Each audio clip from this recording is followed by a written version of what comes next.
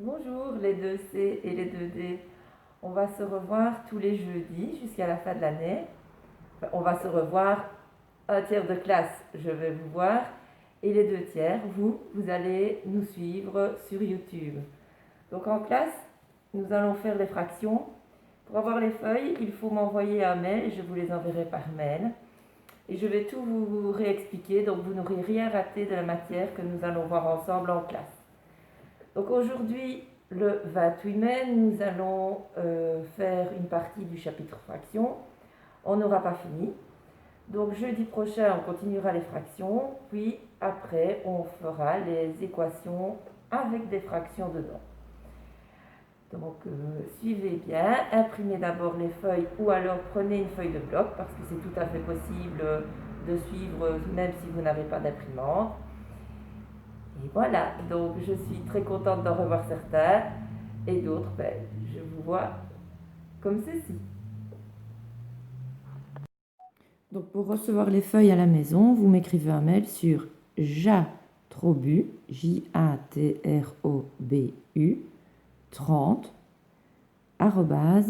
hotmail.com. Ou alors vous me l'envoyez par Messenger ou par WhatsApp ou par message. Tout d'abord, on s'est rappelé comment est-ce qu'on écrit des nombres décimaux sous forme de fractions irréductibles. On va s'attaquer à 0,004. Il faut regarder combien de chiffres il y a derrière la virgule. Il y a 3 chiffres. 1, 2, 3. S'il y a 3 chiffres, c'est une fraction sur 1000. 3 zéros. D'ailleurs, dixième, centième, millième. Combien de millièmes? 4. Eh bien, 4 millièmes. On nous demande que la fraction soit irréductible, ça veut dire qu'il faut essayer de diviser le numérateur et le dénominateur par le même nombre.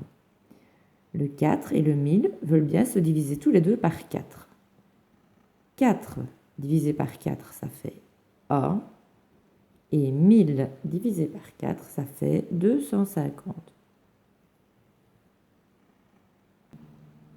0,125. Pareil, on compte. 1, 2, 3 chiffres. Donc, c'est sur 1000. Combien de millièmes? 125. 125 et 1000 veulent bien se diviser tous les deux par 125. 125 divisé par 125, c'est égal à 1. Et 1000 divisé par 125, c'est égal à 8. Celui-ci est un nombre négatif. Ce n'est pas grave. On remet simplement le moins. Alors, on compte combien il y a de chiffres derrière la virgule. Il y en a un, ce sont des dixièmes. Combien de dixièmes? 8. On remet bien le égal. On remet bien le moins. 8 et 10 se divisent tous les deux par 2. Donc ça fait 4 cinquièmes. 0,16, 2 chiffres derrière la virgule, c'est sur 100. Donc c'est 16 centièmes. 16 et 100 se divisent par 4. 16 divisé par 4, ça fait 4. 100 divisé par 4, ça fait 25. Maintenant, l'exercice est dans l'autre sens. On nous donne une fraction et il faut écrire la fraction sous forme d'un nombre décimal. Alors, 17 millièmes. On a appris juste au-dessus que des millièmes, c'est 3 chiffres derrière la virgule. Donc 17 millièmes, c'est 0,017. 1, 2, 3 chiffres derrière la virgule. Là, c'était facile, c'était sur 1000. Mais celui-ci, il est sur 8. Derrière la virgule, on a dixième, centième, millième. On n'a pas huitième. Donc, il faudrait que le 8 devienne 10. Ce n'est pas possible. Que le 8 devienne 100. Impossible. Que le 8 devienne 1000. Tout à fait possible. Donc, la fraction 3 huitièmes peut devenir une fraction sur 1000. Pour que 8 devienne 1000, on l'a multiplié par 125. Eh bien, si on multiplie le dénominateur par 125, on multiplie aussi le numérateur par 125. Et 3 fois 125, ça fait 375. 4 cinquantièmes. Le 50 peut devenir 100 en le multipliant par 2. Donc 4 fois 2, 8. 8 centièmes, ça fait 0,08. Le 25, il peut devenir 100 aussi, en le multipliant par 4. Donc 6 fois 4, 24. 78 dixièmes. Soit on pense dixième, il me faut un chiffre derrière la virgule, et on écrit 78. Soit on pense 78 divisé par 10, ça fait 7,8. Classe les fractions dans l'ordre croissant. Croissant, la croissance de l'enfant. Il commence petit, il finit grand. Donc l'ordre croissant, c'est du plus petit au plus grand. Pour classer ces fractions-ci, nous allons les mettre toutes au même dénominateur. Le même dénominateur, ça veut dire le multiple commun de 3, 6, 5 et 10. Un multiple commun de 3 et 6, mais c'est 6. Donc déjà, on ne s'occupe pas du 3 parce qu'il sait devenir 6. De 5 et 10, c'est 10 parce que 5 fois 2, ça fait 10. On ne s'occupe pas du 5. Il nous reste à trouver un dénominateur commun à 6 et 10. Donc, on va prendre 10. 6 fois quelque chose ne donne pas 10. 20, 6 fois quelque chose ne donne pas 20. 30, 6 fois 5 donne 30. Le dénominateur commun est donc 30.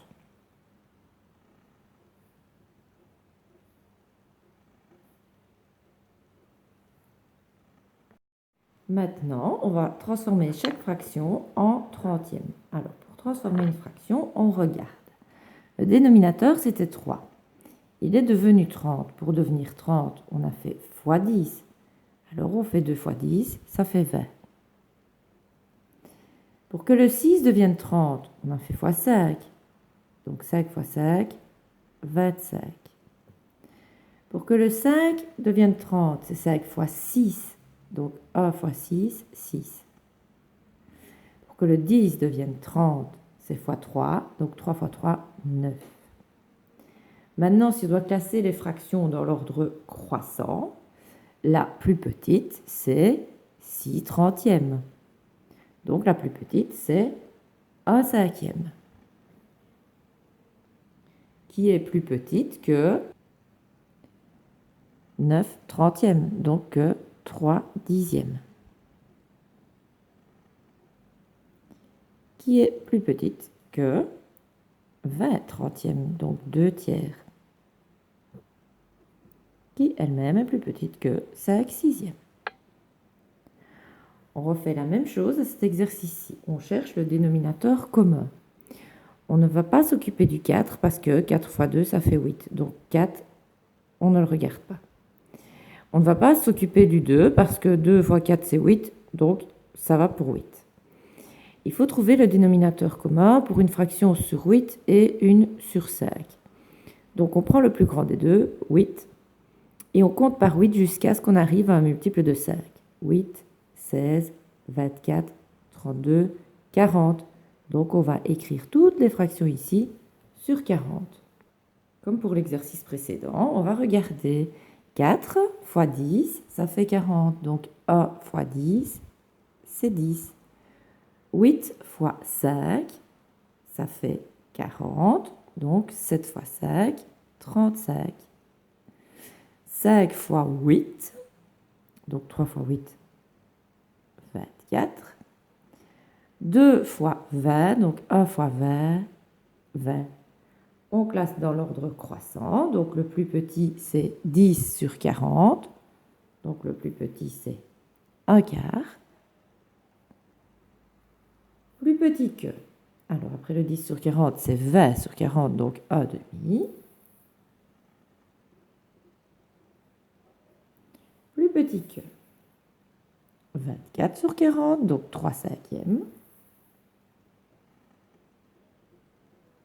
Et puis, il ne reste plus que le 7 huitième. Maintenant, on doit encadrer les fractions par 2 naturels consécutifs, ou 2 entiers consécutifs si on est chez les négatifs aussi. Alors, 19 neuvième. 19 neuvième, on nous demande, c'est entre quel entier et quel entier. Si on regarde des pizzas, une pizza, si je la coupe en 9 morceaux, j'obtiens 9 neuvième. Un morceau s'appelle un neuvième parce qu'elle est coupée en 9. Si je prends 2 pizzas et que je les coupe en 9 chacune, les morceaux s'appellent des neuvièmes parce qu'on a coupé la pizza en 9. Donc si j'ai 9 neuvièmes là et 9 neuvièmes là, en tout j'ai 18 neuvièmes dans 2 pizzas. Dans 3 pizzas, là il y a 9 neuvièmes, 9 neuvièmes, 9 neuvièmes. Ça fait 27 neuvièmes. Et nous, la question ici, on doit encadrer la fraction 19 neuvième. Si vous voulez manger 19 neuvièmes de pizza, vous allez manger une pizza, 2 pizzas. Mais si vous mangez 2 pizzas, vous êtes à 18 neuvièmes. Et vous, il vous faut 19 neuvièmes. Donc le 19 neuvième, il est encadré par 2 et 3. 19 neuvième, c'est plus que 2 pizzas et c'est moins que 3 pizzas. Donc on dit que c'est entre 2 et 3. Maintenant, on nous demande d'encadrer 30 septièmes. Ça veut dire que les pizzas, on les coupe en 7. Voilà les pizzas coupées en 7. Donc la première pizza, si je la coupe en 7, j'ai 7 septièmes. Si j'ai 2 pizzas, ça fait 14 septièmes. 3, 21 septièmes. 4, 28 septièmes. 5, 7, 14, 21, 28, 35 septièmes. Et nous, on nous demande d'encadrer le nombre 30 septièmes. 30 septièmes, c'est plus que 28 et c'est moins que 35. Donc 30 septièmes, c'est entre 4 et 5. Maintenant, on nous demande d'encadrer moins 30 septièmes. Ça ressemble à 30 septièmes, mais ce n'est pas 30 septièmes, c'est moins 30 septièmes. Alors, vous devez faire tout le raisonnement qu'on vient de faire, donc savoir que 30 septièmes, c'est coincé entre 4 et 5. Et s'il y a un moins, vous devez juste prendre les deux réponses et changer de côté. Donc, mettre moins 5 et moins 4.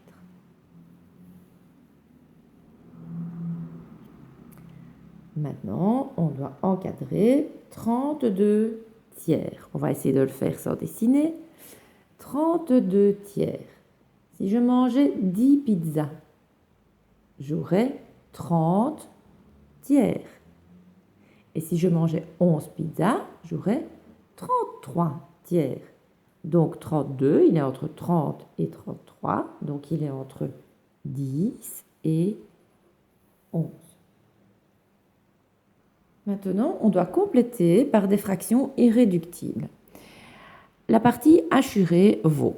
Alors, pour savoir dire la partie assurée, c'est quelle fraction de tout, il faut d'abord compter comme ceci. 1, 2, 3, 4, 5, 6, 7, 8, 9, 10. Et ici 2. 10 fois 2, 20. On a donc des vingtièmes. Chaque petit rectangle est un vingtième de la forme. Donc, assuré, c'est 1, 2, 3, 4 vingtièmes. 4 vingtièmes. 4 vingtièmes, ça se simplifie par 4. 4 divisé par 4, 1. 20 divisé par 4, 5. Alors, la partie pointillée. 1, 2, 3, 4, 5, 6. Donc, 6 vingtièmes. on sait simplifier par 2. 3 dixièmes. La partie petit cœur, 1, 2. Donc, 2 vingtièmes. On simplifie par 2, 1 dixième. La partie blanche, 1, 2, 3, 4, 5, 6, 7, 8. 8 vingtièmes. On divise par 4. 8 divisé par 4, 2. 20 divisé par 4, 5. 2 cinquièmes du total. Maintenant, c'est comme en primaire. On doit compléter par des fractions irréductibles. On a une droite graduée, on a le 0 et le 1. Il faut d'abord compter les parts de gâteau si c'était un cake. 1, 2, 3, 4, 5. Comme on a 5 parts dans ce cake, eh bien, ce sont des cinquièmes. Donc, on écrit 1 cinquième, 2 cinquièmes, 3 cinquièmes, 4 cinquièmes. Le 1, c'est 5 cinquièmes. Donc, le suivant, c'est 6 cinquièmes, 7 cinquièmes, 8 cinquièmes. Alors, ici, le cake, l'unité, c'est entre 2 et 3. Entre 2 et 3, on a bien une unité.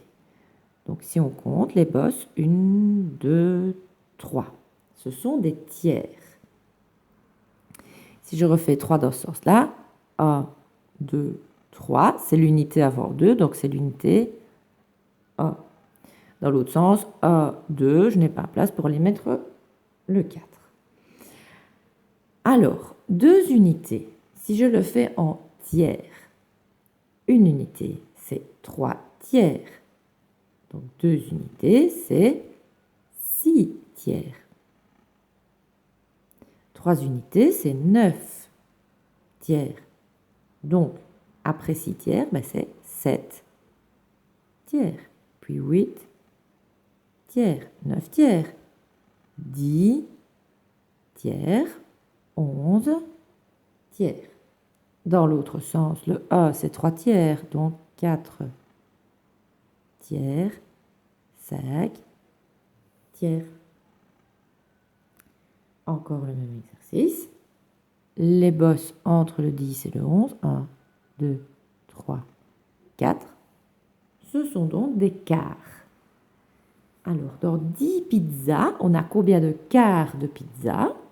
Dans une pizza, on a 4 quarts. Donc, dans 10 pizzas, on a 40 quarts. Donc, après 40, ben, c'est 41 quarts.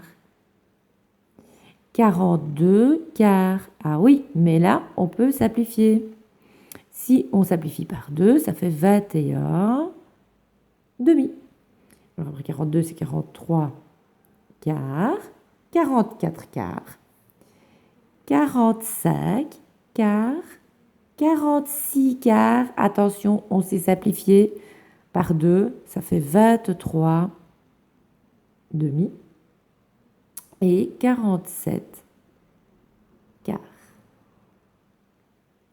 Maintenant, nous allons additionner ou soustraire des fractions. Il faut faire plusieurs choses. La première chose, c'est regarder si la fraction est irréductible. 3 quarts, c'est bien irréductible. 5 huitièmes, ok. Ensuite, il faut chercher un dénominateur commun pour 4 et 8. Donc, on prend le plus grand, 8, et on se dit, est-ce que 4, c'est devenir 8? Oui, sans problème. Eh bien, le dénominateur commun, c'est 8. On prépare le terrain, on met une barre, moins une barre, égale, on laisse un petit trou pour si jamais il y avait un moins, une barre. On a dit que le dénominateur commun était 8, on écrit 8 partout, ainsi que dans la réponse. Puis, on fait. Comment est-ce que 4 a fait pour devenir 8 fois 2? Donc 3 fois 2, 6. 8 est resté 8, donc 5 reste 5. 6 moins 5, ça fait 1. Une fois qu'on a la réponse, on se dit, est-ce que je saurais simplifier? Ben, c'est déjà A, donc c'est déjà fini, on ne saurait pas aller plus loin. Le deuxième, on a bien dit qu'avant toute chose, on regardait chaque fraction. 2 septièmes, on ne saurait pas le simplifier. 3 21e, on saurait simplifier. On sait diviser le numérateur et le dénominateur par 3. 3 divisé par 3, A. 21 divisé par 3, 7. On se retrouve donc avec 2 septièmes moins A septième. Ben, ça fait A septième. Qu'on ne sait pas simplifier.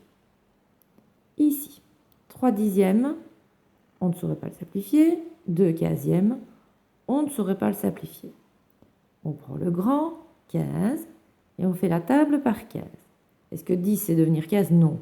Donc on fait 15 fois 2, ça fait 30. Est-ce que 10 c'est devenir 30? Oui. Donc c'est sur 30. Donc 30 plus sur 30 égale sur 30. Comment est-ce que 10 est devenu 30 en faisant x 3? 3 fois 3, 9. Comment est-ce que 15 est devenu 30 en faisant x 2? 2 fois 2, 4. 9 plus 4, 13. 13 et 30 ne veulent pas se diviser par un même nombre, donc on s'arrête. Ici, première chose, regardez s'il y a moyen de simplifier. 1 douzième, non. 4 18e, oui. On sait simplifier par 2. Ça fait 2 neuvième. On doit trouver le dénominateur commun pour 12, 9. Donc on prend 12, on compte par 12 jusqu'à ce qu'on arrive à un multiple de 9. 12, non. 24, non. 36, oui. 36 est un multiple de 9. On met bien le moins, la barre, le moins, la barre, égale la barre. On a dit 36. Alors, comment est-ce que 12 devient 36? En faisant x 3. 1 fois 3, 3. Comment est-ce que 9 devient 36? En faisant x 4. 2 fois 4, 8. On doit maintenant compter moins 3, moins 8. Ça fait moins 11. C'est plus joli de le mettre ici devant, le moins. Maintenant, s'il était au-dessus, ce serait juste aussi. En dessous aussi, mais c'est mieux de le mettre ici, bien aligné avec la barre de fraction. Alors, dans ce cas-ci, on a un 2 tout seul. 2, si je veux le transformer en fraction, je peux le mettre sur A, parce que 2 divisé par A, ça fait toujours 2. Donc, il faut trouver un dénominateur commun. On a 1, on a 5. Ça va être 5. Donc, 5 plus 5 égale 5. Maintenant, on regarde. Comment est-ce que 1 est devenu 5? En faisant x 5. Donc, 2 fois 5, 10. 5 est resté 5, donc 2 reste 2. 10 plus 2, 12. Et 12 cinquièmes, on ne sait pas simplifier. Donc, pour additionner ou soustraire des fractions, il faut petit a, essayer de simplifier chaque fraction une à la fois. Petit 2, chercher le dénominateur commun. Ensuite, additionner ou soustraire, ça dépend des signes. Et garder le dénominateur commun. Quand on a tout fini, on essaye de simplifier la réponse. Ça, c'était chez les plus-moins. Maintenant, on arrive chez les fois. Chez les fois, c'est beaucoup plus simple. On doit d'abord compter les signes moins. Donc, dans ce cas-ci, il y en a 1, 2, 3. 3 est un nombre impair, donc la réponse sera négative. Moi, je mets mon moins et je mets ma barre à côté. Ensuite, il faut chercher un nombre du numérateur qui veut bien se diviser par un même nombre qu'un nombre du dénominateur. Par exemple, 7 et 14. 7 et 14 veulent bien se diviser tous les deux par 7. Donc 7 divisé par 7, ça fait A. 14 divisé par 7, ça fait 2. On a aussi 8 et 4. 4 divisé par 4, ça fait A. 8 divisé par 4, c'est 2. On a 33 et 11. 11 divisé par 11, A. 33 divisé par 11, 3. Et on a encore 2 et 2. 2 divisé par 2, A. 2 divisé par 2, A. Ensuite, on compte 3 fois A fois A, ça fait 3. A fois A fois A, A. Maintenant, ce n'est pas joli de laisser moins 3 sur A. On écrit égal moins 3. On fait pareil pour celui-ci. Donc, première chose, on compte les signes moins. 1, 2, 3, il y en a 3, c'est impair, moins. On simplifie. 14, 7. 7 divisé par 7, A. 14 divisé par 7, 2. 8 et 24. 8 divisé par 8, A. 24 divisé par 8, 3. 375 et 125. 125 divisé par 125, A. 375 divisé par 125, 3. On a encore 3 et 3. 3 divisé par 3, A. 3 divisé par 3, A. On n'a plus qu'à calculer. 2 fois A, ça fait 2. A fois A, ça fait A. Donc, moins 2 sur A est égal à moins 2. Troisième multiplication, on a un nombre ici qui n'est pas une fraction. Alors, 23 et 46. 23 divisé par 23, ça fait 1. 46 divisé par 23, ça fait 2. 7 et 35. 7 divisé par 7, ça fait 1. 35 divisé par 7, ça fait 5. On ne saurait plus rien simplifier. Donc, 3 fois 1, ça fait 3 fois 1, ça fait 3. Sur 5 fois 2, 10. Donc, les multiplications, on compte les signes moins. Si c'est un nombre pair, c'est plus. Si c'est un nombre impair, c'est moins. Puis on simplifie et puis on multiplie. Il nous reste à voir la division. Alors, pour diviser, on prend la première fraction, on la recopie. À la place du divisé, on écrit fois. La deuxième fraction, on l'inverse. L'inverser, ça veut dire que là, il est mis 5 huitièmes. Ici, on met 8 cinquièmes. Donc maintenant, on n'est plus chez un calcul de division, mais chez un calcul de multiplication. Chez les multiplications, on a dit qu'on allait essayer de simplifier. Donc le 8 et le 4. 4 divisé par 4, A. 8 divisé par 4, 2. On ne sait plus rien simplifier. On calcule 3 fois 2, 6, sur 1 fois 5, 5. On a un signe moins. Un signe moins, nombre impair, la réponse sera négative. Je prépare le terrain, une barre fois une barre égale moins une barre. On a dit, première fraction, on la recopie. Deuxième fraction, on l'inverse. Je ne m'occupe plus du moins, il est parti devant.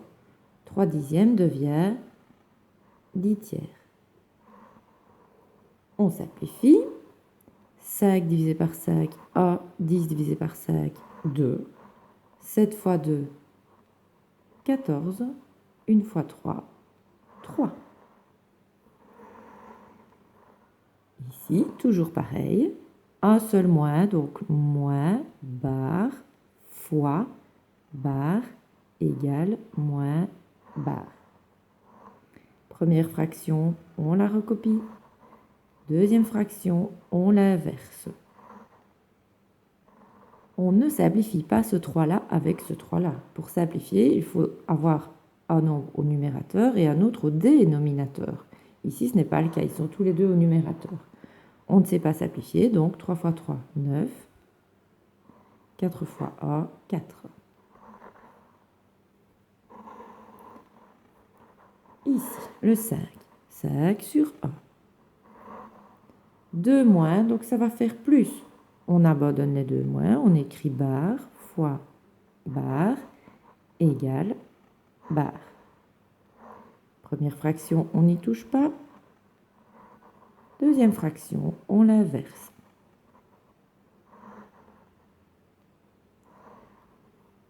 Cinq, 15. 5 divisé par 5, 1. 15 divisé par 5, 3. 1 et 7, on ne saurait rien faire. On est bloqué. Donc, 1 fois 7, 7. 1 fois 3, 3. Alors, cet exercice-ci n'a pas été bien imprimé. Il fallait qu'il soit écrit moins 3 quarts divisé par 2 divisé par moins 9. Voilà. La barre du milieu, c'est ce divisé-là. C'est un divisé. Donc, ça veut dire que cette fraction-ci, c'est la première. Elle va se faire diviser par la deuxième. Donc, c'est exactement le même principe. Donc, on regarde les signes. 2 moins, ça fait plus. La première fraction, on la recopie. On écrit un fois. La deuxième fraction, on l'inverse. Voilà. Alors, est-ce qu'on sait simplifier? 3 avec 4, non. 3 avec 2, non. 9 avec 4, non. 9 avec 2, non. On est bloqué. On doit multiplier. 3 fois 9, 27 sur 4 fois 2, 8. Voici un petit problème. Dans l'aquarium, il y a 800 poissons. Le premier jour, 3/8 des poissons meurent.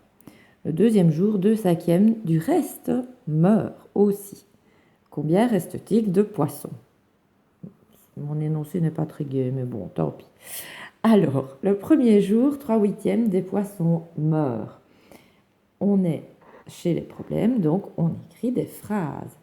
On va écrire nombre de poissons morts le premier jour. On nous dit que c'est 3/8 des poissons. Pour faire 3/8 de quelque chose, on note ça comme ça. 3/8 de 800.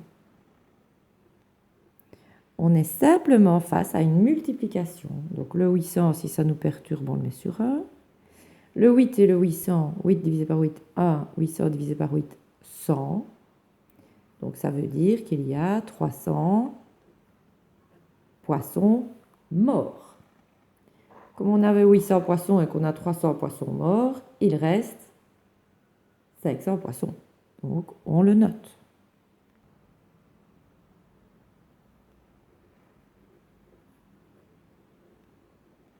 Donc maintenant, on se base sur ce nouveau nombre. On a 500 poissons. Deuxième jour, drame, 2/5 des poissons du reste, donc des 500, meurent aussi. Donc on va écrire le nombre de morts le jour 2. Ce sont les 2/5 de 500. Donc 2/5 de 500. On peut mettre sur 1. 5 divisé par 5, 1. 500 divisé par 5, 100. Voilà 200 morts. 200 poissons morts. Comme il nous restait 500 poissons et qu'il y en a 200 qui viennent de mourir, combien reste-t-il de poissons? Donc, on écrit 500 moins 200 égale 300. On n'a plus que 300 poissons dans l'aquarium. Encore un problème. Un monsieur doit perdre du poids pour sa santé. Aujourd'hui, il pèse 150 kg. Il doit arriver à 100 kg. Le premier mois, il perd 1/5 de sa masse. Le deuxième mois, il perd encore 1/12 de sa nouvelle masse. Combien de kilos doit-il encore perdre? C'est le même exercice que celui avec les poissons. Donc on nous dit qu'au départ, le monsieur pèse 150 kg. Le premier mois, il perd 1/5 de sa masse. Donc, masse perdue, le moins 1. 1/5 des 150 kg. 1/5 des 150 kg. On simplifie le 5 et le 150. 5 divisé par 5, 1. 150 divisé par 5, 30. Donc, le monsieur, le premier mois, a perdu 30 kg. Il pèse encore alors 150 kg moins les 30 kg, ça fait 120 kg. Le deuxième mois, il perd encore 1/12 de sa nouvelle masse. Sa nouvelle masse, ce sont les 120 kg. Donc, il va perdre 1/12 des 120 kg. Donc, on fait 1/12 des 120 kg.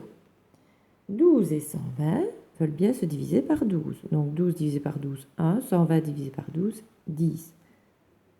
Donc, le monsieur vient de perdre encore 10 kg. Il pèse alors 120 kg moins 10 kg. Il pèse encore 110 kg. Et dans l'énoncé, on nous disait que pour sa santé, il devait arriver à 100 kg. Donc, on nous dit combien de kilos doit-il encore perdre? Comme il pèse 110 kg, il doit encore perdre 10 kg. Voilà, on est arrivé là en 2C. En 2D, on a fait 2 petits exercices de plus. Donc, je vais m'arrêter là pour aujourd'hui. Faites les exercices au fur et à mesure, il n'y a pas tellement, mais au moins vous serez au même niveau que tout le monde et vous serez bien prêt pour aller en 3e année. La fois prochaine, donc, on finira les fractions et puis on fera les équations fractionnaires. Il me faut absolument votre adresse mail, donc envoyez-la moi s'il vous plaît pour que je puisse vous envoyer les feuilles vierges. Voilà, courage, je me réjouis quand même de vous revoir et gros bisous.